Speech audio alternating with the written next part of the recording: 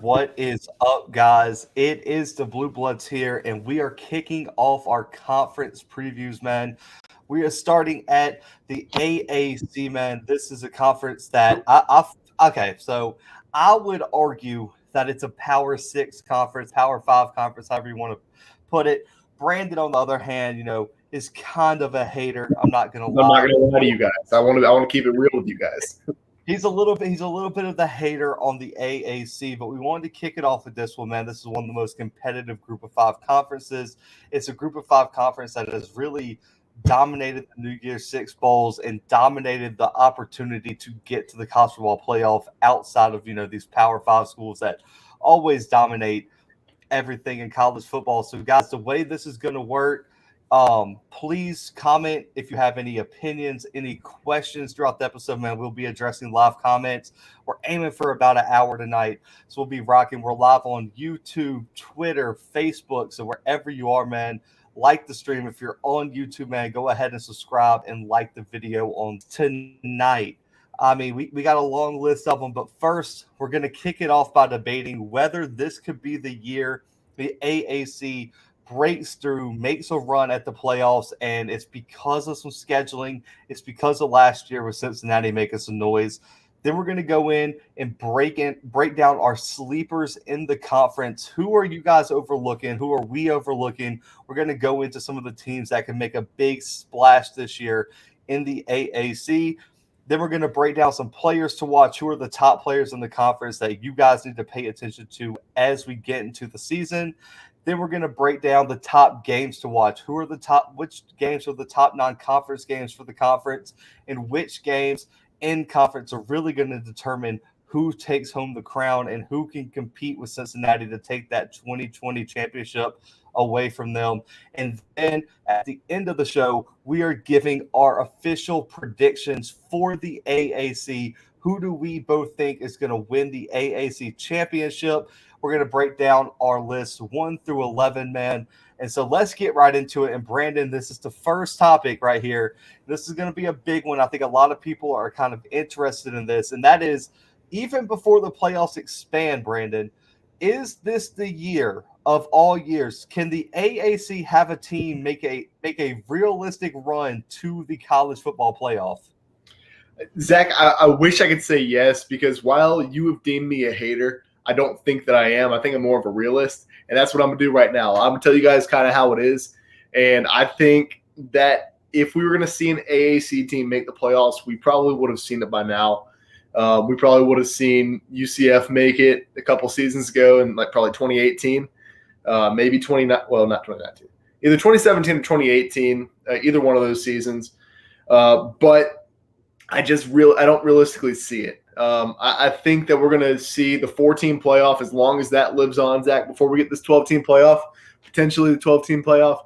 I don't think that any team outside of the Power 5 conferences, even if you deem them a Power 6 conference, Zach, no team outside of these Power 5 conferences can possibly make the playoffs. And I think it's a flawed system, and that's why I'm over here rooting for this 12-team playoff. Or really, I'm rooting for this 64-team playoff. That's what I need. I want the NCAA basketball tournament in college football. So, yeah, I don't see it happening this season. I wish it would, and I could definitely see one of these teams, no spoilers, but one of these teams going undefeated this season, and I think they would deserve to make it to the playoff, but I don't think they will. Okay, so let me tell you why you're wrong. And it all starts in Cincinnati, Brandon. That is where I'm going to first. So the reason I think Brandon, can I say this though? If it doesn't happen this year, if Cincinnati goes undefeated, then there's no way it will ever happen until the playoff is expanded. Above 12 teams. And yeah, we got our guy TTB Ravens. If you guys are Ravens fans, go check out their YouTube channel. Part of the Undrafted Sports Network, man, that we're a part of. I also agree that Cincinnati could have made it last year, and that's why this year is important, Brandon. So there's 2 games. So we're going to know by October 2nd, that night, whether Cincinnati has a realistic shot. And it's because September 18th, They travel on the road and play Indiana. Michael Penix, Tom Allen, that team's going to probably be a top 15 ranked team at preseason. And I honestly think if they beat Indiana, Brandon, you're talking about, okay, well, check one. You got a huge Power 5 win, right? Well, how about October 2nd when they travel into South Bend and face Notre Dame? Right. If you win that game and you get a check here, so you're going to have 2 ranked wins over 2 Power 5 teams in Indiana and Notre Dame. Notre Dame might be a top 10 team, Brandon, at that time, both on the road. Then you still have UCF on your schedule, which is probably going to be ranked. You'll probably have Tulsa on your schedule, who was a ranked team last year. You have SMU, who was ranked last year as well. You're going to have that resume that I think you can make an argument that Cincinnati could be a top 4 team in the country this year. They're going to have to win out. And what's going to have to happen, Brandon, is I think either the Pac-12 champion or the Big 12 champion or the Big 10 champion has to lose a game, maybe 2. And so it's a big what if. But if it's ever going to happen, Brandon, it's going to have to be this year with Cincinnati upsetting Indiana and Notre Dame on the road. Yeah. I mean, if they beat Notre Dame, that's a different argument. I know I said if they go undefeated, they could. I kind of forgot they played Notre Dame for a second there. But if they beat Notre Dame, I don't know. Because the College Football Playoff Committee is so weird about how they treat Notre Dame, because they treat Notre Dame like, yes, they're one of the greatest teams in the country. Yes, whatever they do, if they go undefeated, if they lose one game, they're making it the playoff. And if anybody beats them, it's not like a super big deal. You know what I'm saying? Like, it's kind of like a double standard for the College Football Playoff Committee. So yes, while Cincinnati beating these 2 teams that will probably be ranked pretty high at this point in the season would be a big deal. I mean, I think that's pretty much objectively a big deal. I don't know if the College Football Playoff Committee can bend their knee and finally put a group of 5 team in. I thought last year, I thought if it were ever going to happen, it would be last season, because of what happened with COVID and because of how that was handled, because so many Power 5 conferences just didn't play until so late. Like the Pac-12 didn't play until November last season, Zach. And so I thought, last year was for sure like a shoo-in for Cincinnati, and it just didn't happen. Right. Well, I mean, we got our guy T over here. Beating Notre Dame is a whole new story. I agree with you there. But the question I have for you is it a stretch that the Pac-12 champion might have 2-3 losses on their schedule? It's not a stretch. I mean, and that's not saying that a Pac-12 team has to make it to the playoff either. There's 5 group of 5 or Power 5 conferences. It's right there in the name, Zach. So just so long as Oklahoma plays to the way that everyone thinks they're going to play this season, just as long as, and I'm not making any predictions here, I'm just calling out names of different teams in different conferences, Ohio State, Alabama, and Clemson, as long as they play, those are usually the favorites. So as long as they play the way that everybody expects them to play this season, that's going to be the playoff. Or any combination of teams from those 4 conferences, that's probably going to be the playoff, just based off of the past few years in college football. Hey, that's fair enough. And I get it. It is a stretch, but my argument is like, you finally have the schedule put together. If you can get through it undefeated, which I know that's a huge task. It is a huge task for every team at this stage, especially coming from the group of 5 to beat 2 Power 5 teams on the road. The only good thing, Brandon, is their bye week is positioned right in the middle of those 2 games. So they go and play Indiana, and then they get a bye week to rest and prepare. So they get that 2 weeks of practice of film study to get ready for Notre Dame. So I think that is why if this is a year that is unlike none other for Cincinnati, and if it's going to happen, it has to happen this year. And so let's move on here, Brandon. Let's get to our sleepers in the AAC. These are not the favorites. We know who the favorites are in Cincinnati, UCF, and I think you could probably even throw who do you want to throw in there? Probably UCF, Cincinnati. That's really about it. Everyone else has that's really the 2 big ones. So who is your first sleeper in the AAC? my first sleeper, and I'm going to go with a team that is going to be an actual sleeper just because they've lost so many players over this last season, but they had a pretty good year last year. It's going to be Tulsa. I know they have a ton of pieces to replace, but do you remember what happened?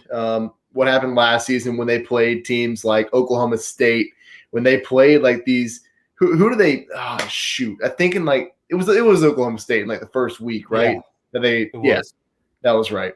So that's the game I was thinking of, and there were a couple other games there. I think they played Cincinnati really well last season as well. They did. I mean, they played almost every single game pretty close. They proved a lot of people wrong because people, Tulsa kind of fades into obscurity. Yeah, exactly. So go to that last comment real quick. Tulsa's a sleeper if they can replace their roster. You're absolutely right. They're losing a ton of players, and there's a lot of turnover on that team. But I think the coaching's there. I think that the culture's there as of last season. So I could definitely see Tulsa coming back and performing a lot better than a lot of people, including myself, which is odd. So whenever you see my rankings, you'll kind of notice that I'm not super consistent on this point, but they could be a sleeper, and I'm kind of looking for them to prove people wrong again this year.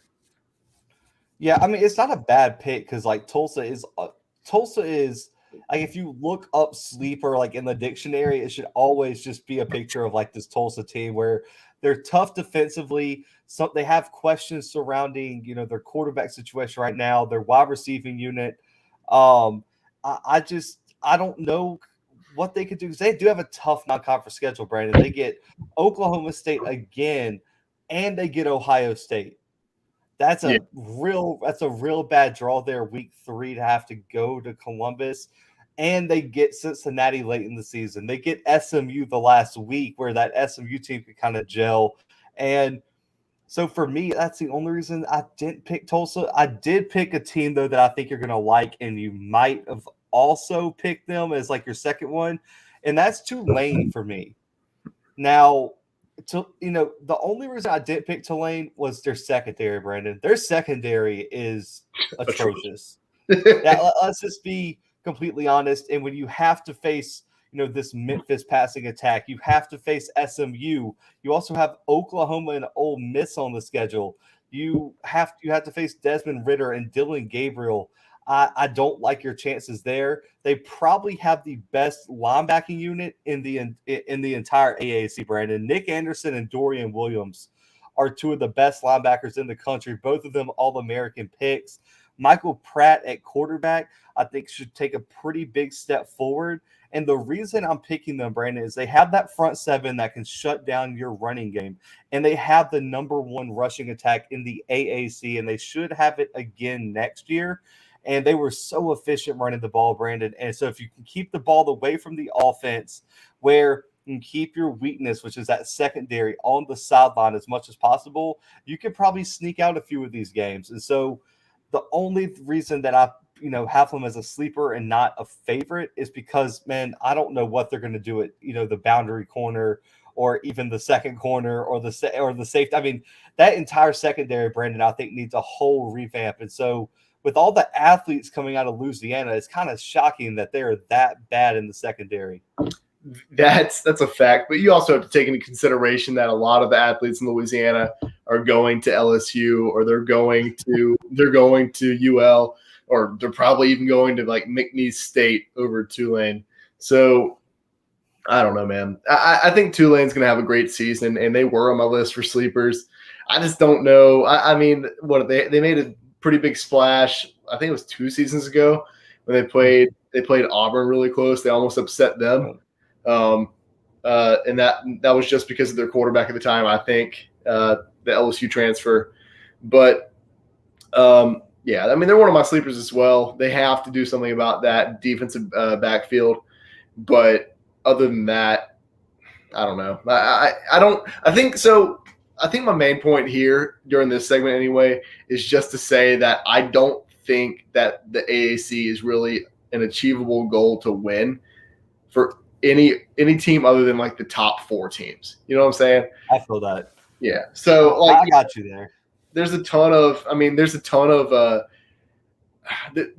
talent there, and I don't know. I just don't see anybody winning other than I don't want to say them, but the top 4 teams. Oh, we got Gage Morgan here saying Temple. Listen, they have so much talent. It's just I don't think it's going to come together. So they have talent over here at wide receiver. But losing Rousseau at quarterback, I think, is really what hurt Temple this year. If you bring back Rousseau and not let him transfer to Michigan State, I think I probably have Temple finishing 2-3 spots above where I have them right now. But losing that type of talent at quarterback. And, you have all this talent at wide receiver, but who's really going to throw to him? That's my big question with Temple. And, before we get to this question here, which I think is a good one, and we'll make that a topic, I want to give you my last one here, Brandon, and that's Houston. Yeah. And I know this is a borderline sleeper because I guess you could consider them technically a favorite, but I was about to say I wasn't really considering them a sleeper, but but they're a sleeper in terms of there's a lot of people picking them to finish in the top 5 of the AAC. I think this could be a team that can shock people and win the AAC if everything goes right for them. Okay. I mean, listen, Clayton Tune honestly really showed a lot of improvement last year. Brandon, when we covered this team, I believe it was week 1 or week 2 last year, I was very hard on Clayton Tune. He had a pretty good season last year.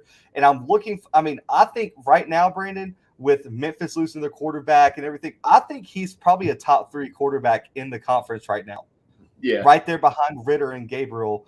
And so I like Clayton Tune. And Brandon, what's one thing you can always count on with Houston? It's the pass rushers. Their defensive line is probably one of the best in this conference. They have the secondary to go along with it. Their linebackers are efficient. I think this defense, along with Clayton Tune, bringing, with that offensive defense meshing, I think they're going to be really, really hard to beat. And their non-conference isn't very hard, Brandon. Texas Tech is a manageable non-conference game if you can just slow down that offense at all, because we know Houston's probably going to be able to score at will on that defense. Rice, a manageable game. Grambling, a manageable game. And then your first conference game is Navy, Brandon, who is not supposed to be very good this next year. And for me, when I look at the schedule, Brandon, they don't have to play UCF. They don't have to play Cincinnati. So you missed probably the 2 best teams in the conference on your schedule. And when your conference schedule, the hardest team on there is Memphis and SMU, both of which come with questions. I really like Houston's chances here. Yeah, I can see that. Like I said, I didn't really consider them like an underdog in this conference. I'm not saying they're going to win it. I don't realistically think they could win it, but I see where you're coming from there. So let's see right here. Nasty Natty is the team to beat. I like that one. That's the first time I've heard that. And then so we got one from Nick here. Can you see any AAC teams jumping ship to the Big 12? So Brandon, I'll take this one first because okay, so I don't know how to word it, but yes, but no, because I think there's going to be Big 12 teams jumping ship to the AAC. In my opinion. No. I honestly think so. I know today at AAC, like the AAC commissioner said there was no collusion plans to take over the Big 12. But for me, if I'm the AAC, Brandon, what is the Big? Are you telling me the Big 12 without Texas and Oklahoma is better than the AAC right now? I think that if Houston and SMU jump to the Big 12, it's better than the AAC. You know what I'm saying? Like yes, they could stay in this conference where Cincinnati is going to rule over everybody, and that's obviously that's who I'm talking about here. I think that they're one of the teams that are like inevitably going to win. Other than that, like who's really even competing? I think you have the top 4 or 5 teams in this conference, and everybody else is just kind of like meh. Like who's going out and rooting for Navy or USF or Temple to win? Like this conference is so top heavy. Everybody wants to talk about the SEC being top heavy or the Big 10 being top heavy, but the AAC is so top heavy.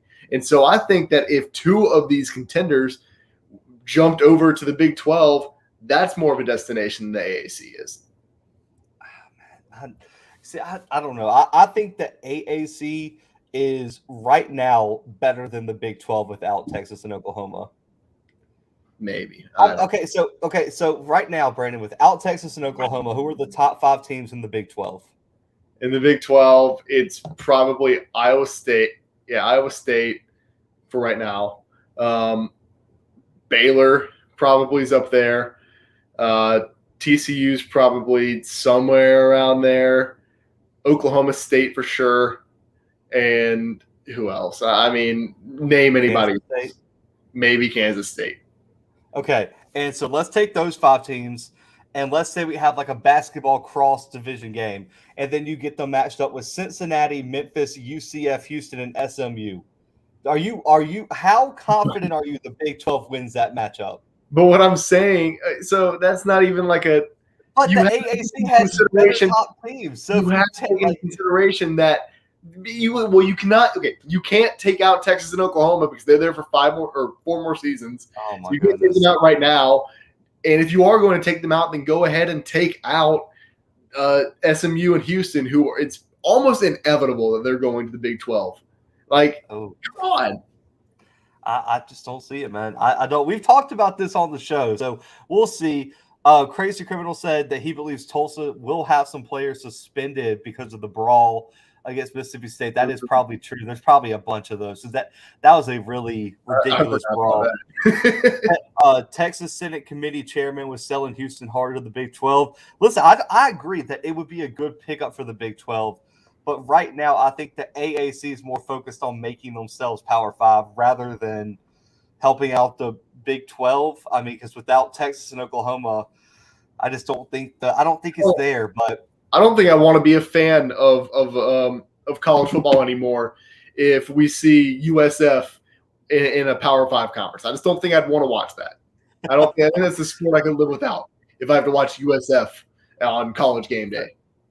Fair enough. Gage said, hot take, the Big 12 could fall out by 2025 or not be considered a Power 5 conference anymore. That's what I think is going to happen. Because today, Kansas is already pretty much confirmed to go to the Big 10.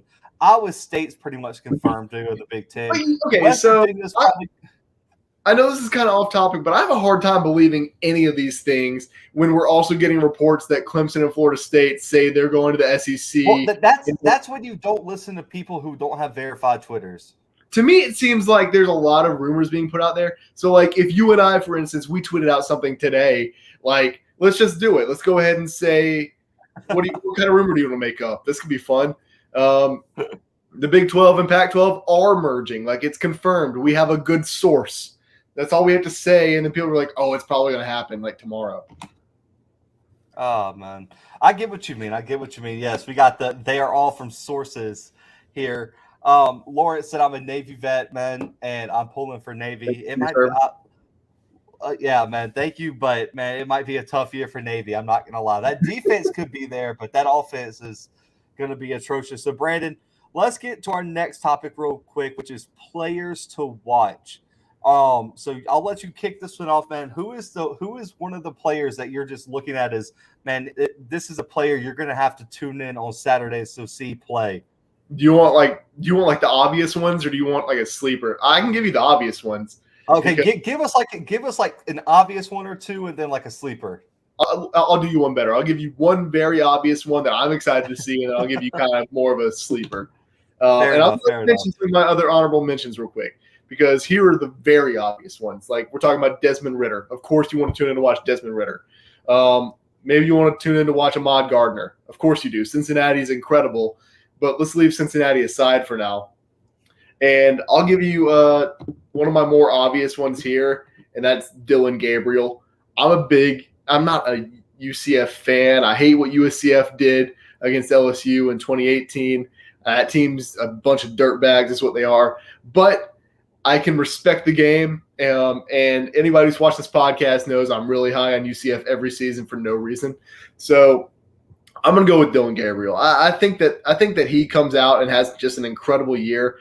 You know, he's kind of shown us over and over again that he can play with the best of the best, and he has an arm that, like, I can't even describe it. He has like one of the biggest arms I've ever seen in college football, and he's playing in a Group of 5 conference. Like, I don't truly understand why he's or why he went to UCF in the first place. Probably because of all the hype there was right before he committed there. I'm trying to pull up his stats real quick because I don't know them off the top of my head. So you got to study more, bro. I got to study more. Okay. So Dylan Gabriel is going into his junior season, true junior. Over the past 2 seasons, he has 7,223 passing yards. I mean, his first season, he went for 3,650. Last season, he went for 3,570. So, I mean, he's right there. Like, he's straddling that line at right around 3,600 yards passing per season. And if he can keep that up this season, Zach, like, how are we not talking about him for like an awards finalist? I'm not saying the Heisman Trophy, but like, you don't think we could see him as any kind of awards finalist for an average of 3,600 yards a season, Zach? Bro, when you have all these Oklahoma quarterbacks throwing for 5,000 yards, no. Okay, I don't know. I think it's. And he has Gus Malzahn as a coach now, so let's ease up. That's true. People forget that. So they're probably gonna. Gus Malzahn's probably like, "Oh, you're a mobile quarterback, huh? You can probably do that." he's gonna be running the read option with Gus Malzahn as the head coach. Well, but maybe his confidence will be up because Gus Malzahn's letting him put like his Twitter on this jersey now. So yeah, that's so crazy. That's such a bad look. But listen, man, it's so stupid. And last season, so let me go off the stats. We can't keep talking about this. So last season, he also had 32 touchdowns passing, as opposed to only 4 interceptions, Zach. In all his games, plus he only played 10 games. Let's not forget that. So we're talking about 3,600 yards passing in 10 games, 32 touchdowns in 10 games, only 4 interceptions. So he's my player to watch. I know a lot of people might. I guess Zach's kind of sleeping on him, which is weird. I didn't think he was sleeping on him. I'm not sleeping on him, but like, what award does he deserve? I don't know. One of them. Is he a top 3 quarterback? I don't know. We never know what's going to happen this upcoming season. I think that he has the potential to be Zach. I think he has the potential. But let's get to this question. I think Crazy Criminal tuned in a little bit late, but he said if Cincinnati can beat Indiana and Notre Dame on the road and win the conference, what would be the college football playoffs excuse to leave them out? Man, I said they should be in if they win out and they beat Notre Dame and Indiana on the road. So, Brandon, since you're the hater here on Cincinnati, what would your excuse be? I'm not the hater. I said I would have them in if I were the college football playoff committee, but I'm not. Okay, so what are they going to say? They're probably going to say what they said when USCF had to play Auburn in like the Peach Bowl. It was the Peach Bowl. It wasn't? Perfect. It was the Peach Bowl. Had to play Auburn in the Peach Bowl in 2018 when they were undefeated, in 2017 when they were undefeated, and then in 2018 when they had to play LSU in the Fiesta Bowl when they were also undefeated, and they couldn't make it to the playoff. It just didn't make any sense. And if they were ever going to make it, it should have been that 2018 season. That was just chaos. No, I take it back. I keep getting those 2 years confused. 2017, when Auburn was number 2 in the country going into the SEC championship with 2 losses, and UCF had no losses and couldn't make the playoff. Like, what are we doing? The SEC had 2 teams in. I'm just saying, I don't feel like they need an excuse. They're just going to kind of be like, oh, well, they didn't make it. They just didn't make it. Because that's what historically we've seen. That's fair enough. T said that he forgot about Houston. Houston might be the team to beat. But man, players to watch. Brandon, like on this podcast, you're too offensive centric, so I got to be the defensive guy here. And so, Myjai Sanders for Cincinnati, edge rusher, might be my favorite player in the conference. Brandon is 6'5", 265. He already has 11 sacks for his career, 17 tackles for loss. Last year, Brandon, every single game but one game, he had 4 or more pressures on the quarterback and had a 91 PFF pass rush grade, which led the country. This kid is just on a different level. His intensity's there. He has the size, the length, and his arms, Brandon, are so long. So when he dead arms you, you just can't get your hands on him as an offensive lineman. I think he is going to be a key for Cincinnati this year in terms of getting to the quarterback, being that go-to pass rusher in key situations. And everything about Sanders' game, I absolutely love. He's built like Myles Garrett, Brandon, and he's due for a huge breakout season. And I really think Sanders could be one of those Cincinnati players like Ahmad Gardner that slides into the first round from this defense. And this is why, Brandon, all last year you hated and denied how good this defense is. This defense is going to be top 15 in the country this year, and I guarantee it. I will Charles Barkley it, guarantee they rank top 15 in the country. See, now you're kind of turtling, Zach, because I never said they weren't a top 15 defense in the country. I said they weren't elite. When we say they aren't elite, Zach, I mean they aren't like a top 5 defense in the country. Well, what is elite? So wait, top 15 out of 130 teams isn't elite?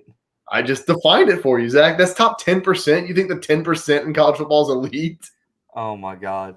Brandon, last year, hang on, time out. Last year, they allowed 16 points a game, was first in the AAC against the run, fewest yards per play allowed it with under 4 yards per play, and led the country in pass efficiency defense. But you said that's not elite. I said they're very good. I said they are not elite. This is you can't. Your schedule can't be. Your schedule can simply not be East Carolina. The disrespect. Now you're hating on the AAC. I can't. On an AAC episode, you're gonna hate on East Carolina. I told you at the beginning. East Carolina better finish last in your rankings. They better be last in your rankings. I don't want to hear a single thing you just said. I forgot that East Carolina had a football team. I honestly did. I texted Zach last night and I said, I know we're gonna get a lot. Well, there's no East Carolina fans, so we're not gonna get a lot of hate.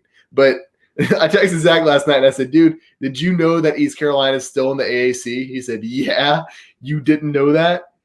Well, I didn't. I knew they used to be in the Conference USA because I used to hate them when I went to Southern Miss games because they beat them every single year. But, yeah. So, let me get on to my second player, Zach, before So we forgot the Gus bus at UCF from Lawrence. And then we got quality wins have to play a factor. I don't know much more quality wins than 2 road wins against Indiana and Notre Dame, who might be 2 top 10 teams this year. So if we're talking about, let's say we're talking about any other team, any team that's not Cincinnati right now. Yeah, see, ECU got beat by an FCS team, and North Carolina A&T is incredible. So they're really good. They're probably going to make a playoff run this year. I'm not even. Oh my God! I'm just saying, like you could have told me that ECU got delegated to the FCS. I've been like, yeah, that makes sense. Or relegated. That's what it is. Fair enough. Okay, bro. Get to your player before ECU decides to put us on like a blacklist. I don't know how much of a sleeper he actually is, but he is. He's a player who had his breakout season last year, which is kind of odd. In this year that no one really had a breakout season. Some players did, but not a ton.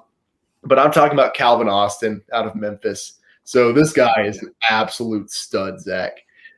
You would have thought maybe his breakout year would have been 2019 when he was a sophomore, when Memphis had their run, when they played Penn State in a New Year's Six Bowl. I'm forgetting which New Year's Six Bowl it was at the moment. The Cotton Bowl.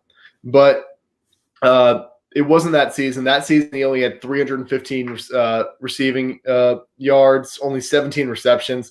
This last season, though, he kind of seemed to be like the number one choice in Memphis' offense. And I'm excited to see that again this season because he is returning.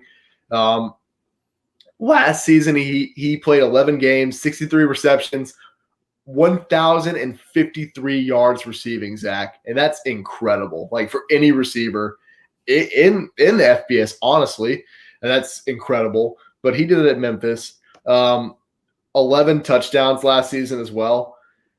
And I don't know. This guy just seems like their number one choice when it comes to the passing game. He's a smaller guy. I think he's only like 5'9". He's like 160. So he's like a super. So like he's a quick receiver and he's a great receiver. But he's one of these smaller guys. He's not going to be a deep threat, I don't think. But I think he's going to be the number one choice again this season. I'm super excited to see what he brings to this Memphis offense. I know Memphis is kind of like bouncing between their quarterbacks right now. I don't think they've named a starter yet, but have they? Grant Gunnell. Okay, they named him starter. So I think he's going to be his number one receiver as well, Zach. I'm super excited to see him play for Memphis, just because mainly I need Memphis to like rise back to relevance in college football, because 2019 was such a great season for so many reasons for me anyway. But seeing Memphis make the run that they did, that felt, I don't know, there was something about that felt like almost magical, right? Yeah. I mean, listen, Calvin Austin is a wide receiver who I think a lot of people are going to know his name after this year, like you mentioned. Brandon, you mentioned, all those yards and everything. He had 21 vertical route catches that, like, according to Pro Football Focus, was 10 more than any wide receiver in the conference and led the FBS. So he might be is just right.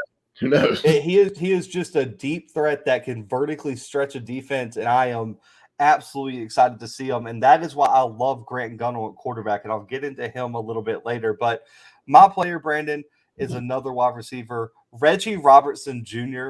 out of SMU. He was one of the top receivers in the conference before he, tore his leg up last year. And a lot of people thought that he was going to go to the NFL, but because of his leg injury, he decided to come back for one more year, and he put up huge numbers in this offense, which is very pass heavy. Brandon, over 2,000 yards receiving. He also has 18 total touchdowns, and Tanner Mordecai takes over the quarterback position for SMU this year. The transfer from Oklahoma, who just got caught up behind Spencer Rattler. I'm so excited to see what Robertson can bring to the table with a new quarterback that can also push the ball down the field. I honestly think Robertson is probably, in my opinion, Brandon, I know this is a big statement, but I think he is the best wide receiver in the AAC this year going into the year. Okay. I mean, I like the confidence that you're bringing right now, naming the number one receiver in the AAC already. He's been the best wide receiver in the conference for multiple years. But let's move on to one of our last topics before we get into our official predictions, and that is the top games to watch. Now, Brandon, we talked about this. This could be games in conference that can determine who takes home the championship, or it could be non-conference games, which are important to determine the idea of the AAC, the perception of the AAC. So go ahead and kick it off, man. What's your first game to watch in terms of AAC football? This is kind of a decider for me, Zach, and this is going to kind of be like who leads the conference earlier on in the season. On October 16th, we're going to see UCF go to Cincinnati, play them in Cincinnati, and that is just going to be like a decision maker kind of right in the middle of the season, because I don't think a lot of people would be surprised if we saw these two meet up again in the conference championship in November, or in December, whichever. December. It's December. December. It's like the first week of December. Okay. So I don't think anybody would be surprised if we saw them match up again in December. I wouldn't be surprised at all, Zach, honestly, if this was a top 15 matchup, come October 16th. Because both of these teams at this point, they have their challenges. They have games that are going to be somewhat difficult, but not anything I can realistically see either team losing to this point.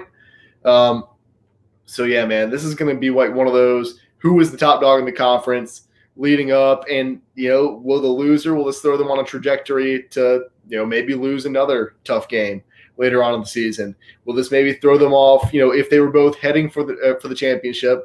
Will this maybe throw one of them off toward that? Will we not see this rematch basically? So I think this is going to be one of those big deciders, kind of right there in the middle of the season. Yeah. I mean, I like it. I went with a lot of non-conference matchups. I'm not gonna lie, because I figured you were gonna go the conference route. Because that's just I know you. Predictable. It's fine. Yeah, you're predictable. I'm sure that's why that's why we work on this show. Very predictable. So I get to be unpredictable over here. I'm going with Memphis versus Mississippi State, September 18th. I think this is a big game because a huge win here for Memphis, one, sets their season on a huge trajectory because they'll probably win week 1 against Nicholls State.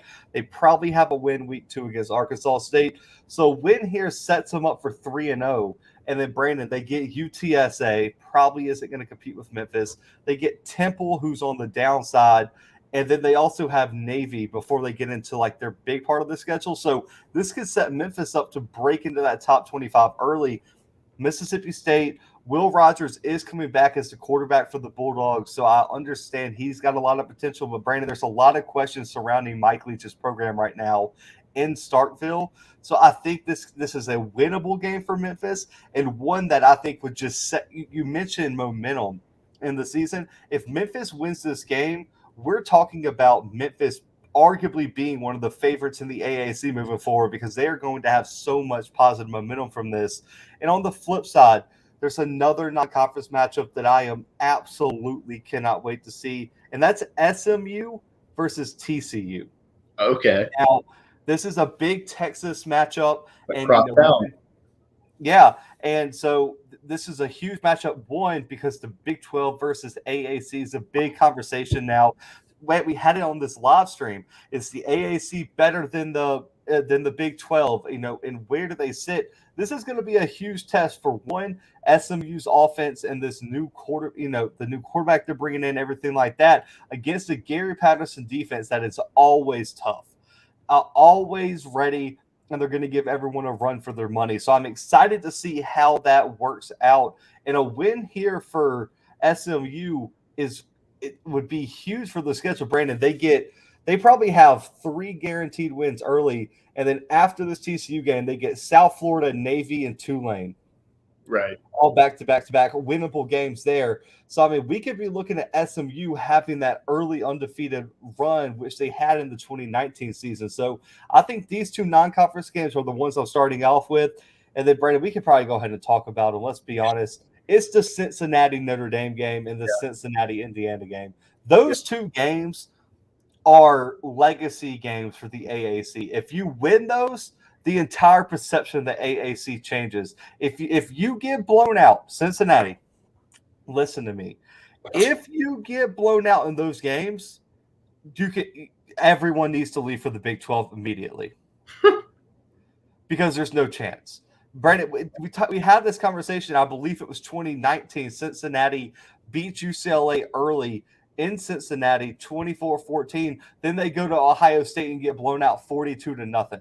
That cannot happen. I don't think that will happen because I don't think Notre Dame and Indiana's on Ohio State that year's level.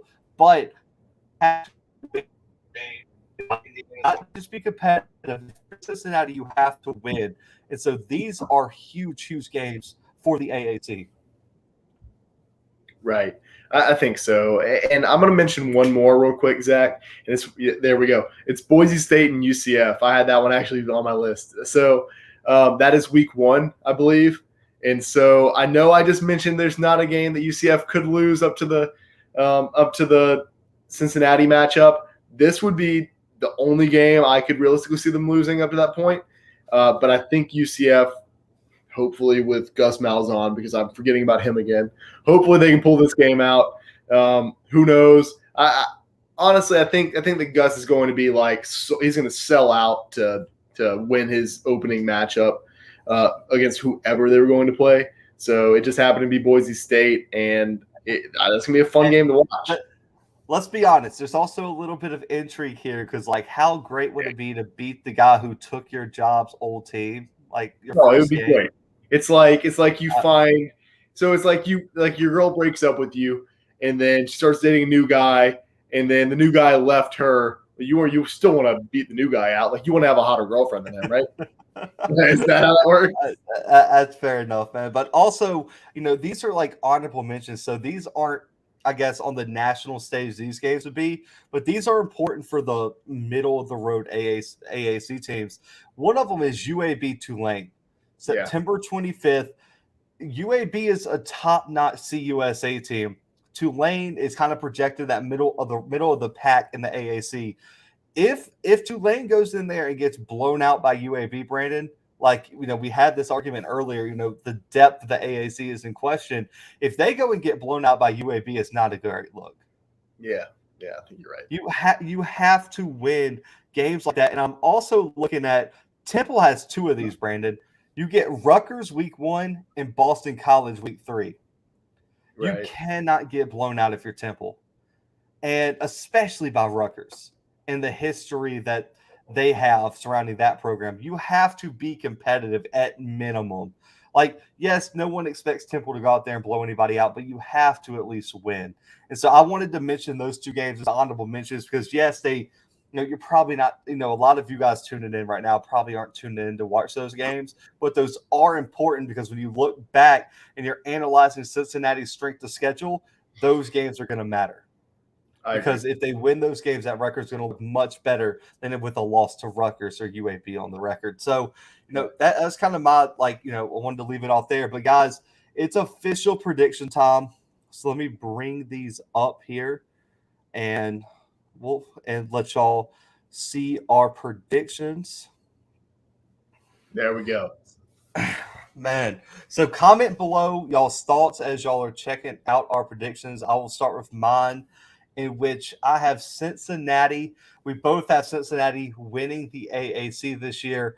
Nope. I have Memphis second, UCF third, Houston fourth, SMU fifth, Tulsa sixth, Tulane seventh, East Carolina eighth, Temple ninth, Navy 10th, and USF last in 11th. Brandon's got Cincinnati winning, like I said. UCF second, SMU third, Houston fourth, Memphis fifth, Tulane sixth, Tulsa seventh, Navy eighth, East Carolina ninth, Temple 10th, and USF 11th. So comment below and let us know what y'all think, man. These are our official AAC predictions. They will be going up on social media tomorrow. But Brandon, kind of break your predictions down, man. What kind of went into some of your decision making here, and which decisions were the toughest on where to rank teams? Let's go exact opposite of that real quick. I'll give you the no-brainers, Zach. My championship is Cincinnati UCF. I kind of alluded to it earlier. That was almost a no-brainer for me. Those 2 teams had to be at the top. It was just a matter of who was going to win. And I think Cincinnati is probably good enough at this point, and they've been good enough for the past 2-3 seasons that they could probably compete in the Big Ten if they switched conferences right now. So I think that's a no-brainer. Cincinnati's going to win. I had a tough time between SMU and Houston because I'm not sure who's going to come out and have a better season. Everyone is super high. Everyone I found anyway is super high on Houston, and a lot of people have Houston in the championship game. I don't think I saw anybody having Houston winning the AAC, but I saw a lot of people having them come in second or third right behind UCF. But to me, SMU has just been on a streak these past couple of seasons where they've been dead since the 80s, and then suddenly they've come back, and they're come back with kind of a vengeance. Another thing that I had that was a little difficult for me was right here toward the bottom. And I'm looking at you, Navy, East Carolina, and Temple because I had a tough time choosing between these 3 teams. I figured it wasn't as important as the top of my list, so I had to. I just kind of had to choose an order there. And I'll be totally transparent here. I was like, I like Navy. Let's put them up. Respect the troops. East Carolina, I forgot was a team, and Temple. I knew Temple's not going to be very good this season. So. That's really the thoughts behind my list. I have Tulane ahead of Tulsa just because I think Tulsa has a lot to replace over this past season. But yeah, man, I think the rest of it's pretty straightforward. But that was kind of my thought process when I was putting this together. Oh man, we got Crazy Criminal here. He said he had Cincy, UCF, Memphis, SMU, Houston, Tulsa, Navy, Tulane, and Temple. Ooh, Crazy Criminal's real down on Tulane here. I like that he just left. They just left South Florida off. Like, who needs them? Hey, I don't blame you. Crazy Criminal, I don't blame you. South Florida is garbage. I mean, they are terrible. But for me, man, Cincinnati was a big one. And I know – so I understand a lot of people are probably like, Memphis, man, it's second. Not a lot of people are high on Memphis. Brandon, my reasoning for Memphis is I think I'm much higher on Grant Gunnell at quarterback. than other people are. I thought at Arizona they underutilized what he does well as a passer. And Brandon, when he was at when he was at Arizona, he averaged one of the lowest yards per attempt in the country. And when he did throw deep, Brandon, he had one of the best grades in terms of deep ball accuracy in the league when he got to attempt it. I already think he has the potential, Brandon, to be a top 2-3 quarterback in the AAC. He has this guy in Calvin Austin III. That O line is centered around Dylan Parham at offensive tackle, and they got one of the best offensive lines in the AAC. And Brandon, we mentioned that defensive line. Listen, we had him on the show, and I believe his interview was actually dropping Friday. Morris Joseph Jr. was a huge breakout player last year. I think he's going to break out even more this year. He's one of my picks, one of my favorites for Defensive Player of the Year in the conference. So I think Memphis, for me, is going to shock a lot of people, Brandon, because I feel like last year it was a COVID year. It was the first year with a new head coach. I feel like they deserve a little bit of a break. I like how their schedule lays out for them, Brandon, by not having Cincinnati on it. They get UCF in late October where Grant Gunnell and this offense can mesh a bit. And then their other next tough matchup is Houston. They don't get to November 19th. Brandon, when I look at the schedule, so they get Nicholls State, Arkansas State, UTSA, Temple, Tulsa, Navy. Their tough game at UCF. SMU, East Carolina, Houston, and Tulane. That schedule is pretty manageable, I would say. Yeah, I don't think it's too tough. And listen, the only reason I don't have UCF at second is, Brandon, I just think Gus Malzahn does run a complex offense, and I do not think that it's going to just be a plug in and go. Dylan Gabriel is not the type of quarterback we've seen Gus Malzahn thrive with. And I think it's a huge shift in terms of what Gus Malzahn is going to bring to that offense. And I think it's going to take a year or two to kind of get Gus Malzahn's feet into that system. And I think this year, Gabriel's numbers are going to suffer a little bit. Yeah, I agree with you. I think you're Let's right. see. Gage says Cincy, UCF are the clear top two. Lawrence said Cincy, UCF, Houston, Memphis, SMU, Tulane, Tulsa, and who cares after that? I agree with you, Lawrence. I want to be clear, Zach. I agree with you on Dylan Gabriel. I do not agree with you. I meant to say I disagree with you. Oh, you're good. Crazy Criminal. Tulane is going to get beat up by the time conference play starts. Oklahoma, Ole Miss, and UAB, 3 of the first 4 games. I like that take.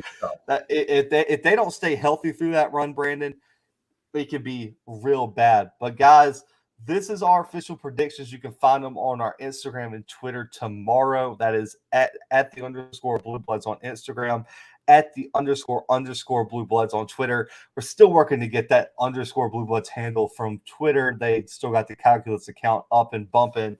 Don't know why they would name it the Bluebloods. But, guys, so this is our predictions, man. We appreciate y'all tuning in, man. I know that AAC is something that only, die-hard college football fans care about, the full world of college football. But, guys, this Saturday, Brandon will be out of town, sadly, but I will be doing another conference preview this Saturday. I'll schedule the live stream where y'all can go. It is going to be the Sun Belt preview, so make sure to tune in for that. We're doing some of these group of 5 conferences. We're the only YouTube channel that is doing all these previews. We also got our FCS, SWAC, we got SEC, we got all our Power 5s coming up too. We're gonna have 2-3 live streams a week until the season kicks off. So listen, all of y'all that have been supporting on YouTube, Facebook, Twitter, man, shout out to y'all. We can't thank y'all enough for the support. If you're on YouTube, man, make sure to like the video and subscribe. Facebook, same as well. Let's see, we got USF will be last. Yeah, we both had USF last, man. They're going to be real bad. I think FAMU is going to give them a huge run for their money. Love this stuff, y'all. BTO from Gage Morgan. That's a fact. I haven't heard that in a minute. Shout out to Gage for tuning in. Yes. But guys, make sure to support us, man. We appreciate y'all. We appreciate y'all for sure. Let's see, Early Bird. Coastal, Louisiana Lafayette, and App State. I like the predictions. Listen, I'm not going to give them away just yet. Yeah, B-Dub's going to give me his prediction. So I'll post them. It'll just be me here talking about it with y'all. So make sure to tune in Saturday, 7 p.m. Central. Tomorrow, though, Will Cholo, Troy defensive lineman, his interview drops. So make sure to check that out. We had some audio process and stuff I had to work out. So we dropped Tony Muskett, quarterback from Monmouth University today. That kid is arguably the best freshman quarterback in the country, man. That kid can ball. I mean, Big Sky Player of the Year, Freshman of the Year, first team All-American in the FCS. So make sure to go check out that interview as well. We got player interviews stretching back like 3 weeks, so make sure to support there. But guys, this is our AAC predictions, man. We appreciate y'all tuning in, like I said. But for B-Dub and myself, man, we are out for now.